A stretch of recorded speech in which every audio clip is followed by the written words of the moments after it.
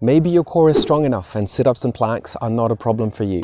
But are you using it when needed or just when you're working out? And more specifically, is it fine-tuned for running? Today, I'm going to give you 2 tests to find out. These tests should be the foundation of your core training. Let me warm up, go for a run, and I'll show you.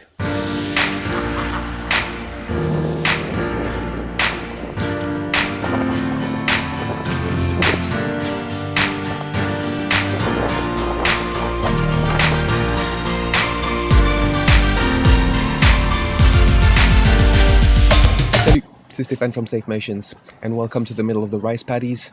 We're in the north of Vietnam, where it's the coldest it's ever been recorded.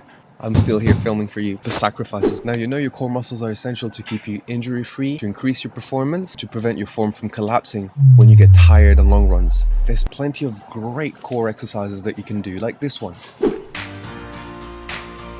or this one, or maybe this one. But we don't all have the patience and the time to test them all and to do all the exercises. What I want to give you today is practical, focused exercises that challenge your core rotationally, diagonally, sideways, forward, using the muscles that you would use in running. Now, that doesn't mean that you shouldn't do all the accessory movements. If you want to train like a true athlete, which you are, then you need to practice a variety of exercises. However, you need your foundation first. So the following tests and exercises should be, in my opinion, your foundation for core training for running. Just a quick note.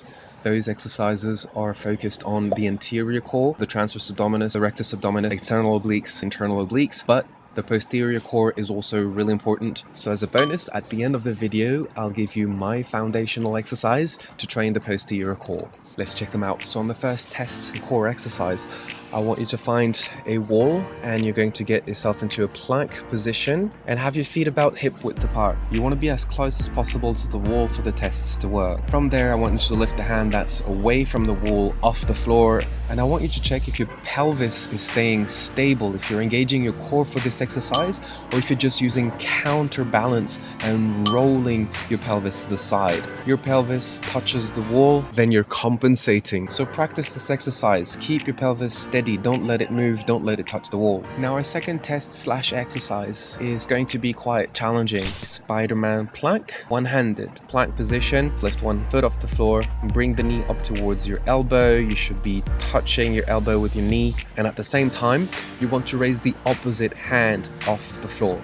Can you do it? This will challenge your core in all directions. You should feel it diagonally across the whole anterior area. The advantage of working asymmetrically like that is that these may really highlight differences between the left and the right and might tell you what you need to work on. Oh, maybe you have a hard time doing those, but that's okay. Progressively build up to the necessary strength, then you can subscribe. Wait. We're not done yet. We have that posterior core foundational exercise that I was going to suggest to you, a reverse plank. Straighten your legs, lift your pelvis, so you want your shoulders, your hips, and your heels to be aligned, and you're going to try and hold this for as long as you can hold a regular face down plank. So if you can do a 60 seconds plank, you should be able to do a 60 seconds reverse plank. I have more exercises dedicated to the posterior core specifically for runners, and you can check out my video about testing how strong your glutes are.